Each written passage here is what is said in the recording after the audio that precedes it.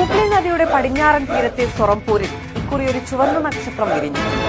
പേര് ദീപ്ഷിതാദർ. പലവട്ടം ഈ പേര് വാർത്തകളിൽ നിറഞ്ഞിട്ടുണ്ട്. നിങ്ങൾക്കും പരിചിതയായിരിക്കാം. എന്നാൽ ഇത്തവണ ഈ പേരിനും പോരാട്ടത്തിനും ഉറപ്പ് കൂടുതലാണ്.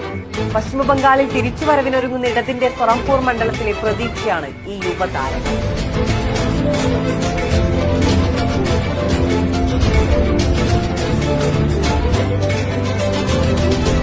ബംഗാളിൽ യുവനിരയെ അണിനിരത്തിയാണ് ഇത്തവണ ഇടതു പോരാട്ടം.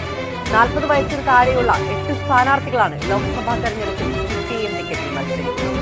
അതിലൊരാളാണ് ദീപ്ഷിതാദർ. 30 വയസ്സ്. SFIയുടെ അഖിലേന്ത്യാ ജോൺസൺ. 2021 ബാലി നിയമസഭാ മണ്ഡലത്തിൽ CPIM സ്ഥാനാർത്ഥിയായിരുന്നു. ബിരുദകാലം കൊൽക്കത്തയിലായിരുന്നുവെങ്കിൽ പിന്നീട് JNUവിലേക്ക്. പഠനവും പോരാട്ടവും ഡൽഹി.